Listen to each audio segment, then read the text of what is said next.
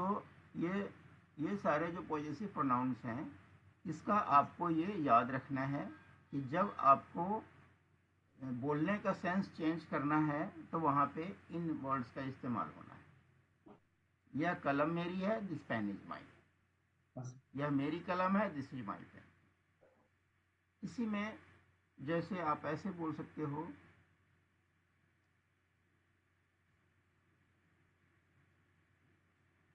The house of yours is good. ऐसे भी बोल सकते हो। ऑफ का मतलब क्या होता है? का। आपका घर, house of yours is good. ऐसे बोल सकते हो, the house of yours is also good. ये पूरा का पूरा सब्जेक्ट हो गया।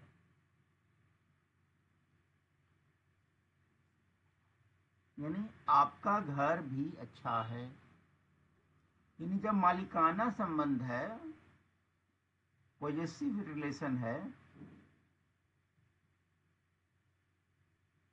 इसमें आप ऑफ का भी इस्तेमाल कर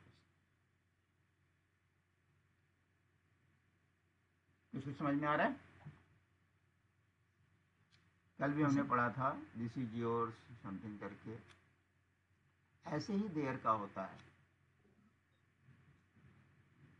दिस लैंड इज देयर्स। यह उनकी जमीन है, दिस इज देयर लैंड। दोनों ठीक है।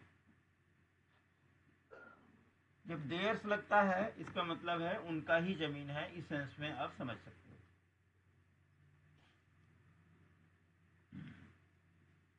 ये ठीक हो गया। हाँ सर। अगला है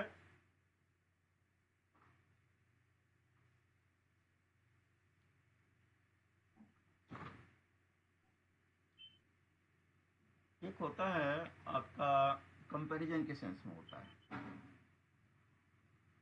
रूल 4 जो है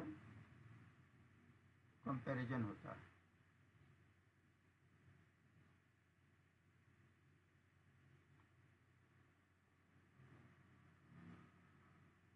जैसे इसमें ना आपका कभी आप देखोगे, he loves you as much as I. ये जो एज मच एज है ना, ये कंपैरिजन के लिए होता है।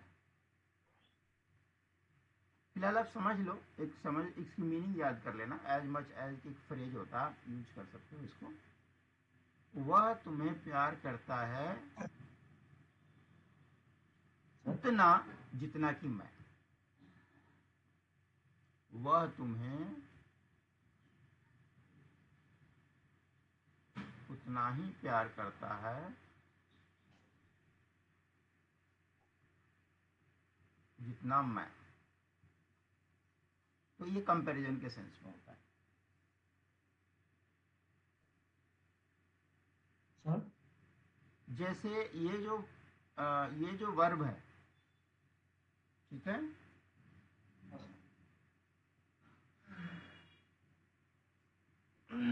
हाँ आप कुछ पूछ रहे थे, पहले आप पूछो। सर बोला था सर, कोई भी सेंटेंस में सर आई पीछे लग सकता है सर। हाँ लग सकता है, क्यों नहीं लगता? ऐसा कुछ थोड़ा ना। जब यहाँ पे ही लग सकता है, यू लग सकता है, तो आई क्यों नहीं लग सकता? Okay sir.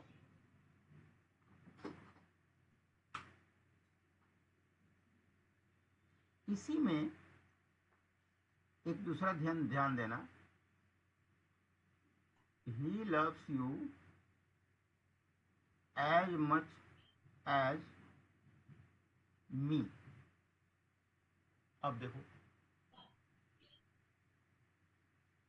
अब यहां पर देखो, ये क्या है? बेसिकली ये क्या प्रोनाउन है? ये भी प्रोनाउन है। ये तो हाँ हमने सर। पढ़ा है ना ऑब्जेक्टिव केस में। हाँ सर। तो यहां पर आई की मीनिंग क्या है? वह तुम्हें उतना ही प्यार करता है जितना कि मैं। आई आई मतलब मैं होता है, आप जानते हो। ठीक है। जबकि यहाँ पर मी मतलब हमने क्या पढ़ा है, मुझे। He loves you as much as me, वह तुम्हें उतना ही प्यार करता है जितना मुझे। अब देखो मीनिंग चेंज हो गया। वह तुम्हें उतना ही प्यार करता है जितना मुझे।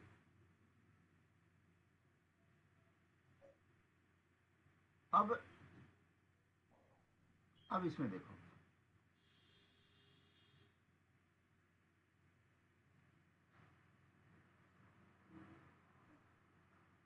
यहां पर क्या है कि आपका अगर सिंपल आई है तो क्या हो जाएगा, ये एक तरह से सब्जेक्ट टाइप से बन जाएगा, something like subject.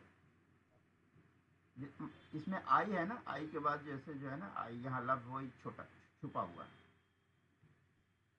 He loves you as much as I, वह आपको उतना प्यार करता है जितना कि मैं प्यार करता हूं, मतलब लव यू इसमें छुपा हुआ है। He loves you as much as me, जब ये मी का प्रयोग हो जाएगा तो यह ऑब्जेक्ट बनकर आएगा, इसका मतलब है ही लव्स मी, छुपा हुआ है, अंडरस्टूड है, समझा हुआ, यही मीनिंग है इसका। तो ये एक थोड़ा सा टेक्निकल वर्ड है, इसको आपको कोशिश करना है समझने का। नहीं भी समझ में आए इस वक्त ज़्यादा तो दिक्कत की बात नहीं है, बाद में जब आप थोड़ा एक्सपर्ट हो जाओगे तो समझने लग जाओगे।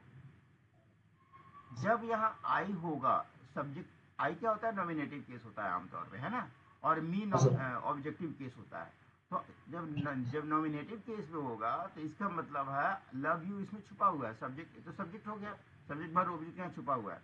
और जब ये मी है, ऑब्जेक्ट बनकर आया, इसका मतलब ही लव्स यहाँ पर छुपा हुआ है। तो दोनों का ये मीनिंग है, इसको आप यूज भी कर सकते हो। He loves you as much as I, और he loves you as much as me. Me का मतलब है ही लव्स मी।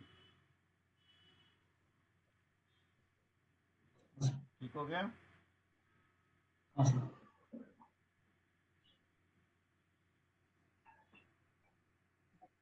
एक और होता है, अगला रूल है, इसको थोड़ा डिटेल में समझेंगे, अब पढ़ के आना, जो जो डाउट होगा समझेंगे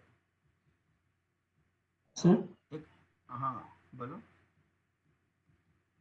सर वीडियो बना ना सर? हाँ हाँ बन रहा है, वो डाल दूंगा मैं, पढ़ लेना। ओके। और उसमें से थोड़ा कोशिश करना, समझ में नहीं आया इसको दोबारा पढ़ेंगे, कोई टेंशन नहीं। एक होता है जोरदार वाक्य, जोर देने के लिए होता है।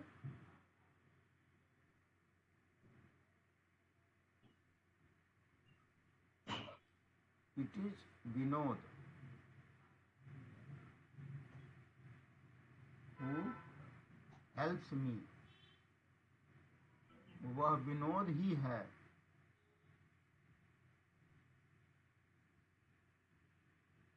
जो मुझे हेल्प करता है। तो जब ऐसी बात बोलनी हो तो इट से प्रयोग होता है। It is Vinod who helps me, Vinod ही है जो मुझे हेल्प करता है। इसका मतलब है Vinod and no other, Vinod के अलावा कोई नहीं, इट इज विनोद। दूसरा एक यूज होता है समय के लिए, जैसे आप बोलते हो इट इज 9 o'clock, ये सब इट का प्रयोग हो रहा है। सिंपल में आप ऐसे बोलते हो। तीसरा होता है इट को सब्जेक्ट बना दिया जाता है, it is difficult to study in summer, मतलब गर्मी में पढ़ना मुश्किल है, गर्मी में पढ़ना या पढ़ाई मुश्किल है। कहते हैं ना यार, गर्मी में पढ़ने का मन नहीं करता, तो इट से आप शुरू कर सकते हैं। It is difficult to study in summer. तो ये 3 प्रयोग होते हैं इट के।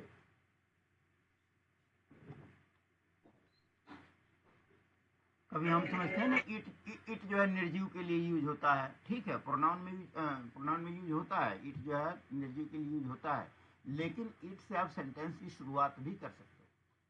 It is very hard, it is very difficult, it is summer, it is hot today, आप ऐसे बोल सकते हो।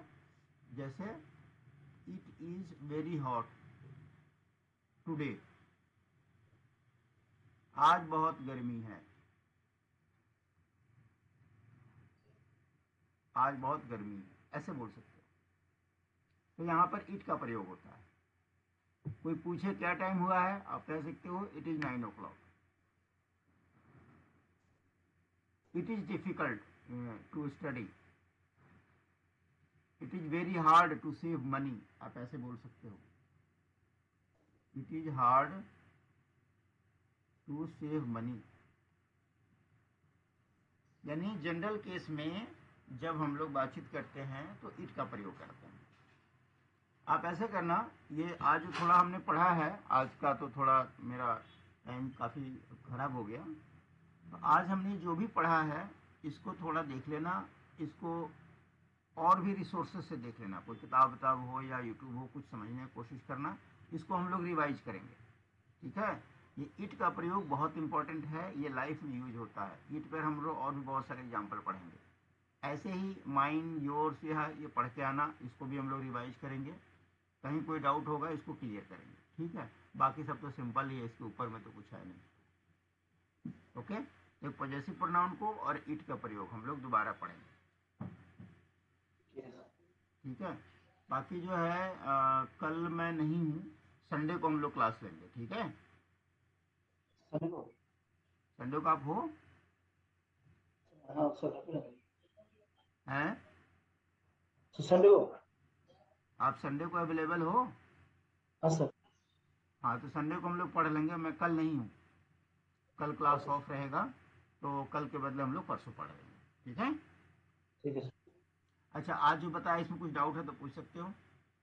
नहीं सर। ओके, ठीक, चलो फिर मिलते हैं कल। Okay, bye.